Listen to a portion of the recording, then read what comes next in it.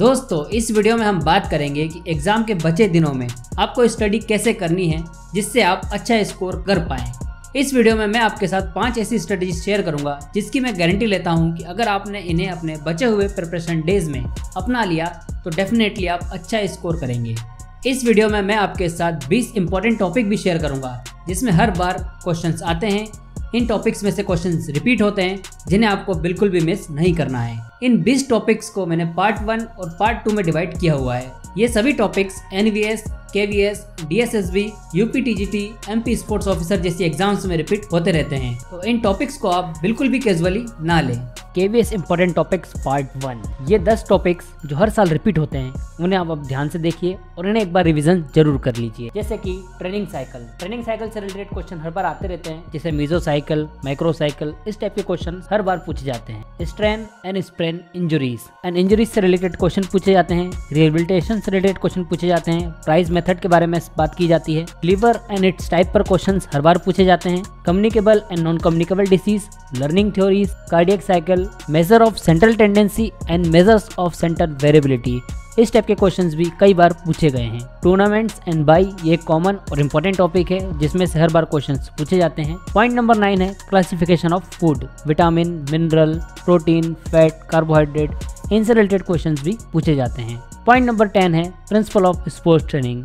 एक ना एक प्रिंसिपल हर एग्जाम में पूछा गया है, इसलिए सारे प्रिंसिपल को आप एक बार जरूर रिवीजन कर लें। तो अब बात कर लेते हैं कि आपको बचे हुए दिनों में किन स्ट्रेटेजीज को फॉलो करना है जिससे आप अच्छा स्कोर कर पाएं। स्ट्रेटेजी नंबर 1 है कि आपको 11th और 12th की एनसीईआरटी बुक को पूरी तरीके से फिर से रिवाइज करना है। एनसीईआरटी बुक में कई बार डायरेक्ट क्वेश्चन पूछ लिए जाते हैं, तो ये बुक्स आपको अच्छा स्कोर करने में हेल्प करेगी। स्ट्रेटेजी नंबर 2 है maximum revision and solving MCQs.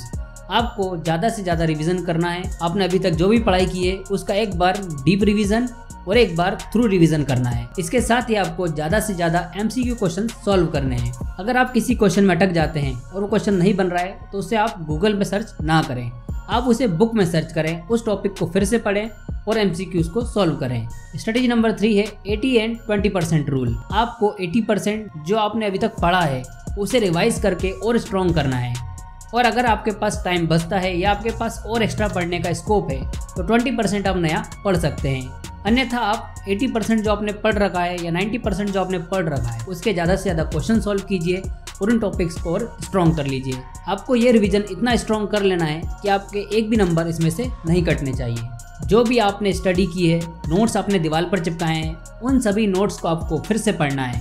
In notes और पॉइंटर्स का आपको मैक्सिमम रिवीजन करना है। स्ट्रेटेजी नंबर 4 बहुत इंपॉर्टेंट है और डेफिनेटली आपको अच्छा स्कोर करने में हेल्प करेगी। इस स्ट्रेटेजी में आपको समय के साथ रेस लगानी है। आपको क्वेश्चन पेपर को विद इन टाइम सॉल्व करने की प्रैक्टिस करनी है। फॉर एग्जाम्पल इस बार केवीएस एग्जाम में 180 क्वेश्चंस पूछे जाएंगे और इन 180 क्वेश्चंस को सॉल्व करने के लिए आपको 180 मिनट मिलेंगे, यानी कि आपको 3 घंटे में 180 क्वेश्चन सॉल्व करने हैं। तो इस चीज़ की आपको प्रैक्टिस करनी है। आपको पेपर 1 और पेपर 2 इस टाइप का सैम्पल पेपर लेना है जिसमें 80 क्वेश्चन पेपर 1 के हों, 100 क्वेश्चन पेपर 2 के हों। आपको स्टॉप वॉच या फिर टाइमर या घड़ी में देखकर आपको 3 घंटे में इसे सॉल्व करने की प्रैक्टिस करनी है। क्या आप इसे सॉल्व कर पा रहे हैं? अगर आपको सैम्पल पेपर चाहिए, इससे रिलेटेड कोई हेल्प चाहिए तो आप दिए हुए नंबर पर कॉल कर सकते हैं, मैसेज कर सकते हैं। हम आपको सैम्पल पेपर उपलब्ध कराएंगे, पर यह सैम्पल पेपर पेड होंगे। तो कुल मिलाकर पॉइंट नंबर 4 है आपको टाइम के साथ पेपर की प्रैक्टिस करनी है। स्ट्रेटेजी नंबर 5 है जो भी आप पढ़ रहे हैं, रिवीजन कर रहे हैं, क्वेश्चन सॉल्व कर रहे हैं, इन सभी को आपको पेपर पर या कॉपी में नोट डाउन करना है।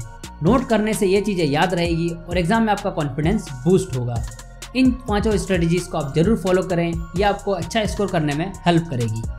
अब बात करते हैं इंपॉर्टेंट टॉपिक्स पार्ट 2 की जिन्हें आपको बिल्कुल भी मिस नहीं करना है। यहाँ पर मैंने 10 टॉपिक्स को अच्छे से एक्सप्लेन किया हुआ है, इन्हें आप एक बार जरूर रिवीजन कर लें। पॉइंट नंबर 1 है इंस्ट्रूमेंट टू मेजर। कौन कौन से इंस्ट्रूमेंट किस चीज़ को मेजर करने में काम आते हैं। फॉर एग्जांपल फ्लेक्सिबिलिटी मेजर करने के लिए हमें गोनियोमीटर चाहिए होता है। लंग कैपेसिटी को कैसे मेजर किया जाता है, इन सभी इंस्ट्रूमेंट का आप एक बार रिवीजन जरूर करें। ग्रीक गॉड्स के बारे में आप जरूर पढ़ें, जैसे कि गॉड ऑफ सी कौन होता है, गॉड ऑफ स्काई क्या होता है, इन सब के बारे में भी आप पढ़ लें। पॉइंट नंबर 3 है vitamin and vitamin name.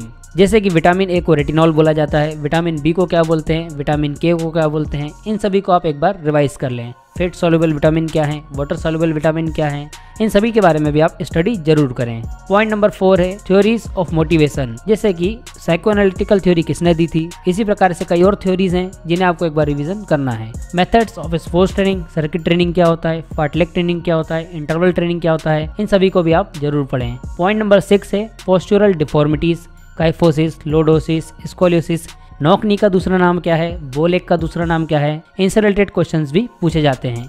Muscles name, जैसे कि बॉक्सर्स मसल किसे कहा जाता है, इसका आंसर है सेरेटस एंटेरियर।